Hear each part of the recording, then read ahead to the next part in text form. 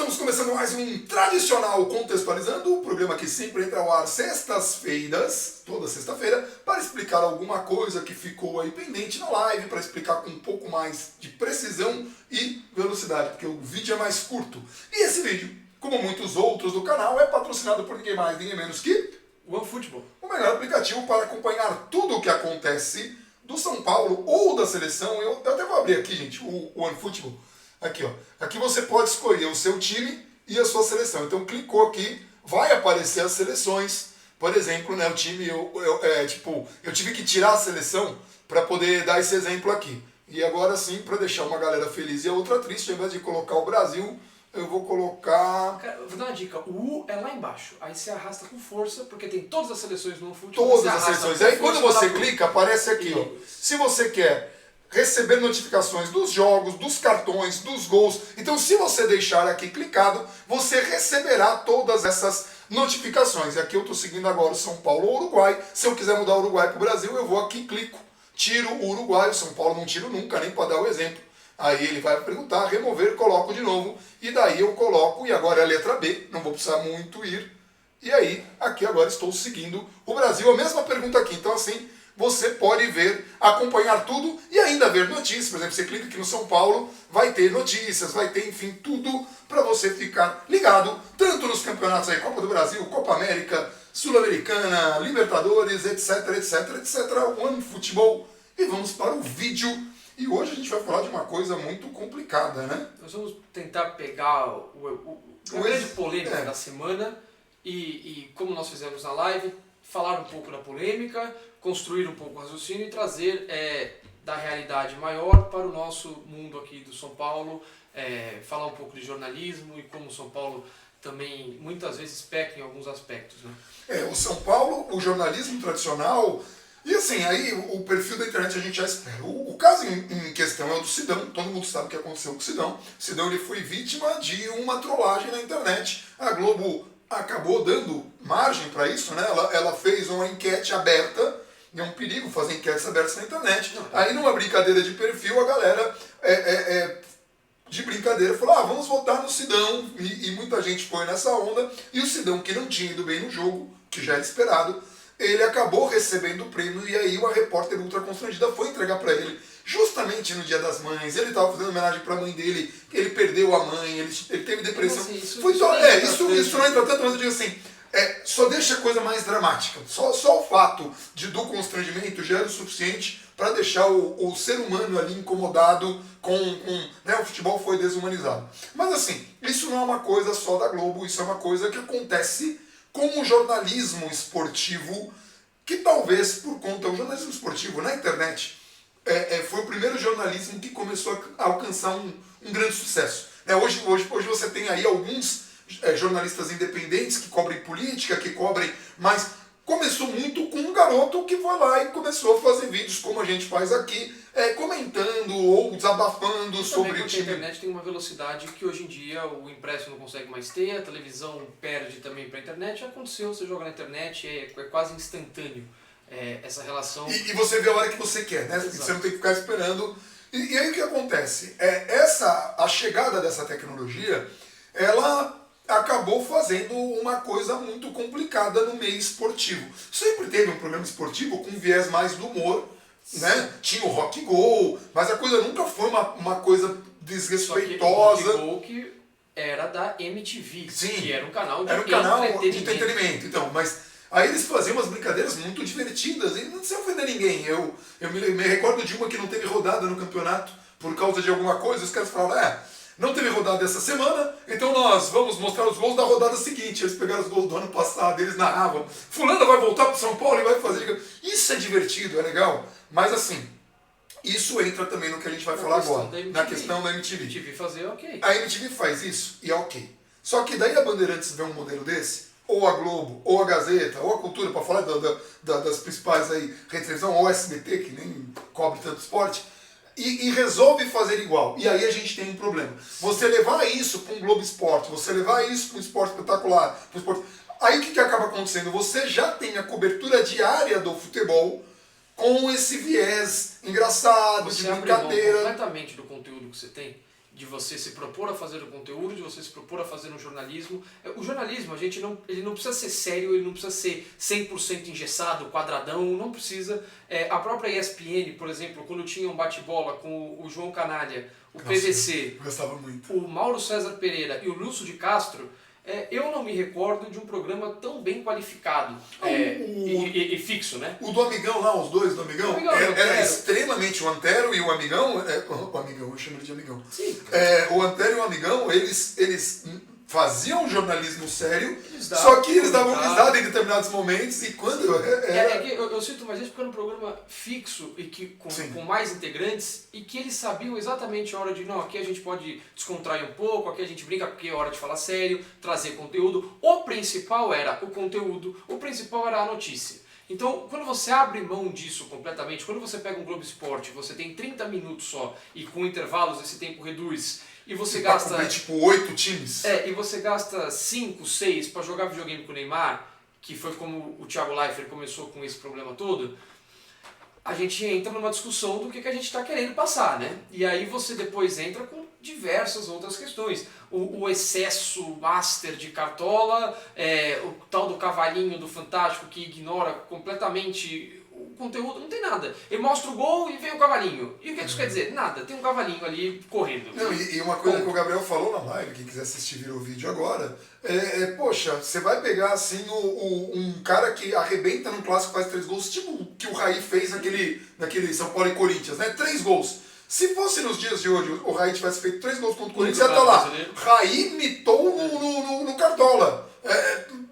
E aí você pega a enquete. Para quem quer um exemplo de como isso é antigo e como a Globo já sabia disso quando fez o negócio, porque a Globo, eles não são amadores.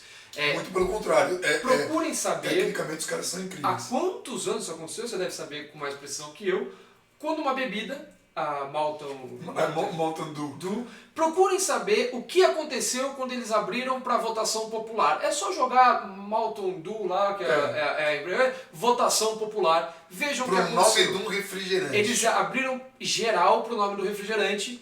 E virou um case, gente. Isso virou um case do que assim, não fazer na internet. Eles sabiam, porque quando você abre para todo mundo, você tem são inúmeros exemplos. Aí eles preferiram fazer isso. Depois que eles optaram por fazer isso, eles tiveram inúmeros exemplos. No caso deles, Brasil e República Tcheca com o Kudela, não sei o nome do zagueiro, que entrou no segundo tempo sendo eleito melhor em campo por causa do nome engraçado. Outros jogadores, Márcio Araújo sendo eleito o melhor em campo. Várias galhofas dessa que já claramente estavam mostrando que não ia dar certo um negócio desse. E que na pior das hipóteses não era um conteúdo legal. Você forçava uma interação e você forçava uma audiência ruim. Era uma audiência ruim. Ninguém mais via o programa pelo conteúdo. Vamos ver o programa para ver a votação bobinha lá.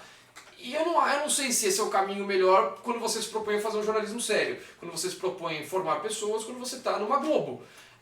Fazendo algo que você deveria ter um caminho muito bem esclarecido, né? Quando o entretenimento deveria ser uma quebra ali, para não ficar engessado, não deveria ser o foco master e nem uma totalidade daquele negócio. O programa esportivo não pode virar um stand-up comedy. Ele pode ter momentos de humor, momentos de descontração, como acontecia nesse programa do bate-bola, como acontecia no Mesa Redonda lá atrás. Né? Mas, por exemplo, quando você vai pegar, por exemplo, aqueles programas da Bandeirantes, antes do Neto, quando era o Milton Neves ainda que apresentava, já tinha muita piada. Às vezes os caras ficavam 10, 15 minutos tirando o sarro de um time que perdeu.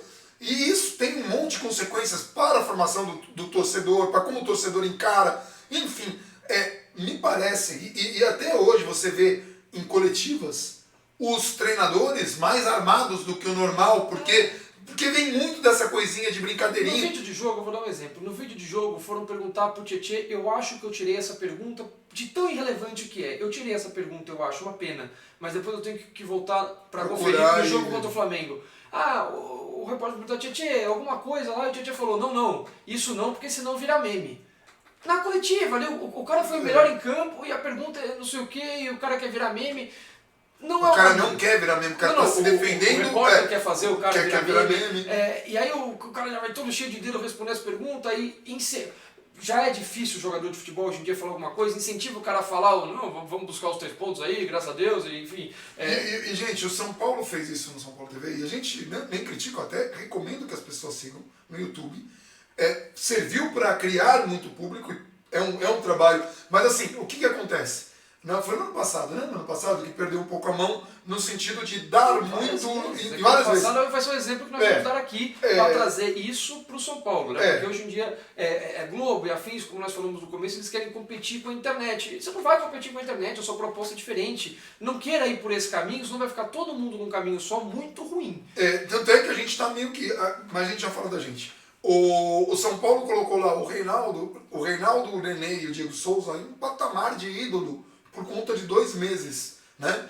E aí teve produção até de Copa, isso é clube, não foi só a internet, foi o clube mesmo. A instituição São Paulo promoveu isso. Jogo do Nenê no Morumbi, como se o cara fosse um grande ídolo da história do clube. Nem Reinaldo. E ele não é nenhum dos dois, nem Nenê, nem Reinaldo, nem Diego Souza. Estão absolutamente longe disso, longe. Muito longe de ser. Então, assim, por quê? Porque fazem isso para abraçar uma onda, para criar um hype, porque isso é coisa de internet. Só que isso desrespeita a história do clube. Em que sentido? Você vai fazer um copo pro Nenê e não tem um copo, por exemplo, pro Pedro Rocha. Ou não tem um copo, por exemplo, pro Zete. Ou não tem um copo, por exemplo, pro Raí. Isso, com todo respeito, isso é coisa de time muito pequeno do interior.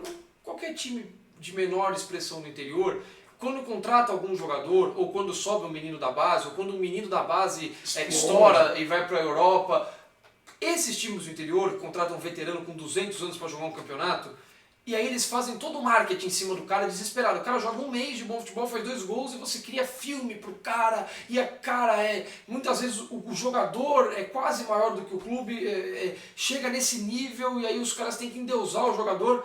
E o São Paulo não. O São Paulo é o maior clube do Brasil. O São Paulo tem uma história que, pelo amor de Deus, precisa ser respeitada pelo próprio clube. Então quando você alça... o clube não respeita... Quando você alça Reinaldo e Nenê por causa de um jogo, um mês ou 2, pro patamar de ídolo, de copo, de anunciar contratação, de virar meme... que não nasceu hoje, nasceu em 30. E ser exaltado, conquistou o mundo 3 vezes. Então assim, e aí a gente entra num outro perigo que recentemente o São Paulo tem crescido muito no YouTube com esse tipo de conteúdo. Nem todo conteúdo é ruim, eu gosto muito dos boletins diários, eu acho que por mais que seja algo institucional, então, por exemplo, se os jogadores saírem no braço do treino, nunca vai estar no boletim do clube. Então gente, porque institucional é uma linguagem criada para defender a instituição.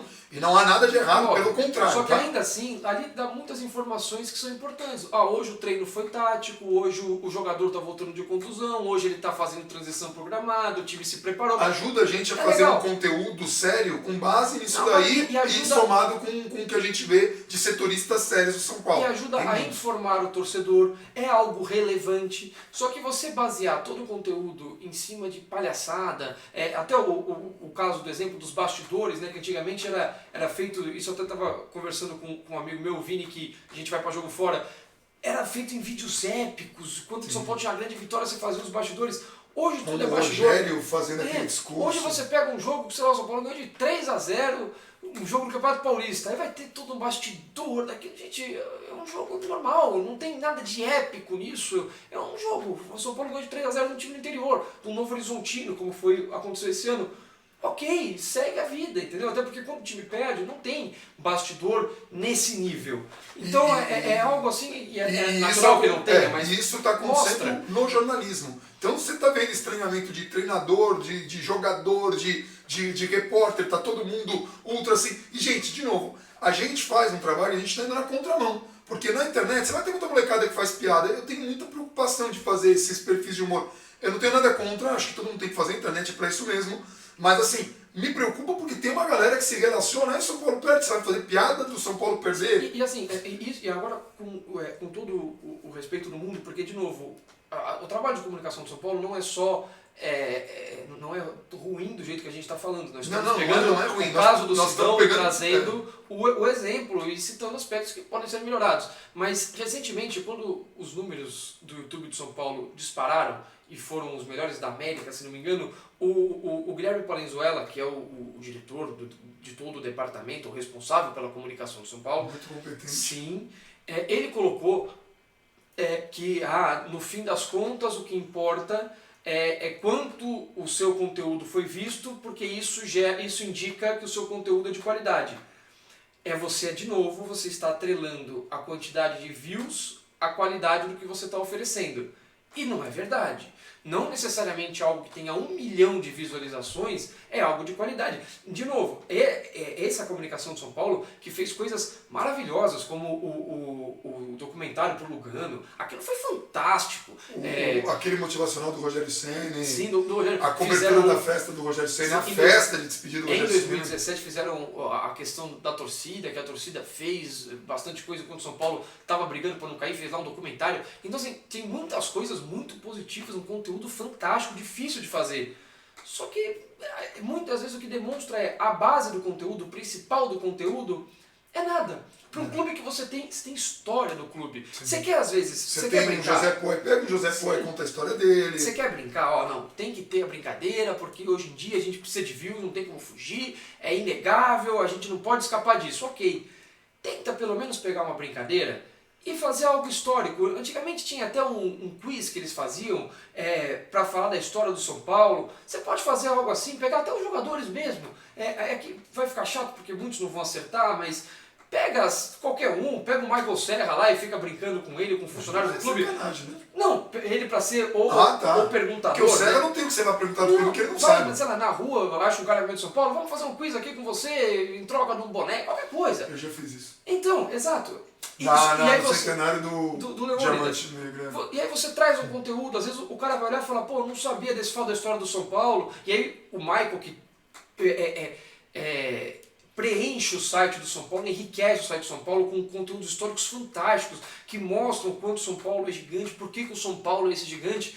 Você pode fazer trazer esse conteúdo relevante de uma maneira leve, que vai continuar agradando o torcedor, e aí na descrição do vídeo, ou no fim do vídeo, você fale, pô, você se interessou por essa história, você achou legal? Aqui a gente conta mais dela, se você se interessar, se você quiser se aprofundar, e você vai, aspas, né, educando o torcedor. Mas, gente, de novo, aí o São Paulo internet, ok, mas quando você vê uma Globo ficar jogando videogame com um jogador de futebol, exato. ou o Bandeirantes ficar fazendo piada, vai enterrar o time lá, ou pendura a camisa não sei das quantas, e é só isso o programa, o futebol perdeu a relevância que tinha. Quando você está só fazendo a brincadeira e não está falando a rodada é o gato que faz, o goleiro que faz a defesa e faz barulho de gato, você tirou o peso daquela defesa, você tirou... Isso, obviamente, que é uma opinião que a gente tem de como que pode acontecer a cobertura. Você pode fazer a brincadeira, fantástico, até cabe isso, mas se é só isso, no Globo, porque no Fantástico eu até acho que é entretenimento ok,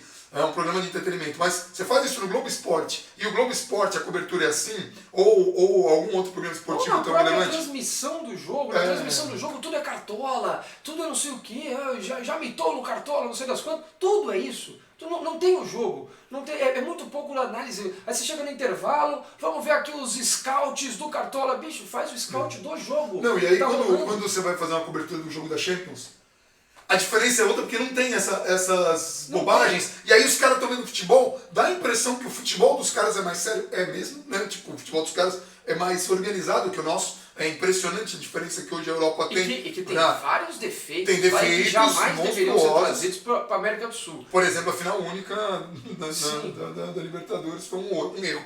Mas assim, o que a gente fala é, você vai ver esse tipo de transmissão, é diferente. Por quê? Porque eles estão dando a importância que o futebol deveria ter. A gente está no caminho contrário, então assim, tem muitos sites que o cara vai lá, faz os comentários dele, mas não está preocupado em fazer uma análise. E ok, isso funciona, é bom, o YouTube está aí para isso. A gente está fazendo uma coisa que é um pouco mais... a gente tenta colocar sempre os argumentos e rebater e tal, porque sentimos falta disso em alguns veículos jornalísticos. Falta e achamos que esse é o melhor caminho para na hora de você pressionar o clube, porque às vezes você... De novo no exemplo de São Paulo, rapidamente, que o tempo do vídeo está esgotando do nosso contextualizando. O São Paulo no jogo contra o Ituano, citamos esse exemplo na live, o São Paulo tem o jogo contra o São Caetano na fase de classificação do Campeonato Paulista, esse time vai cair no Brasileiro, esse time está perdido, esse time não tem nada, esse time é horroroso. Jogo seguinte, isso na quarta-feira. No domingo, ou no sábado, nem lembro quando foi o jogo, mas 3, 4 dias depois, São Paulo ganha do Ituano no Morumbi de 2-1, jogando bem. Twitter do São Paulo. Quantos Hudsons tinham em campo hoje? Ah, cruzou, finalizou, muito bem Hudson. Colocou no bolso. Peraí, um jogo. E você estava mal até agora. Isso não vai ser bem recebido.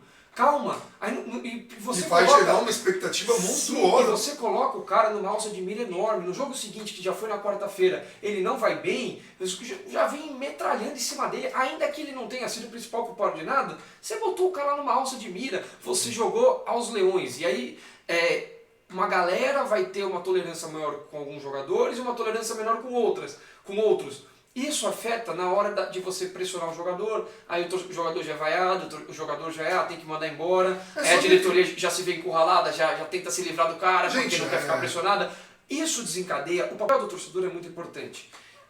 E o papel do jornalismo é muito importante. É por isso que a gente acha que, além de ser um conteúdo mais relevante, na nossa opinião, é uma maneira melhor, na nossa opinião, de você tentar ajudar o São Paulo através da comunicação, através do debate, de outros aspectos. É só um exemplo. A gente criticou o Sidão durante todo o período que ele esteve aqui, desde quando ele chegou, mas sempre com respeito, a ponto de alguns seguidores acharem que a gente estava defendendo ele. A gente falava, não, o cara não tem condição. E a gente nunca defendeu, nenhuma vez. Então ainda tem esses ruídos. Então a gente precisa tomar cuidado. Muita gente falou, vocês estão querendo queimar o Cuca? Não, a gente está defendendo que o Cuca seja o técnico, se não acontecer nada catastrófico. No ano que vem a gente quer que ele esteja ainda. A gente defende continuidade. Mas vamos criticar. E quando a gente criticar, a gente vai dar os argumentos. E o que a gente espera? Que as pessoas argumentem. O que a gente quer aqui é fazer com que haja a informação e que haja a troca. Então, às vezes, a pessoa, por exemplo, a gente normalmente critica a Adidas pelo trabalho muito ruim que vem fazendo no São Paulo, mas a gente coloca os argumentos. A gente não gostou disso, disso, disso. Alguém vai poder lá colocar no comentário, porque isso a internet permite. Olha, eu gosto por causa disso, disso, disso.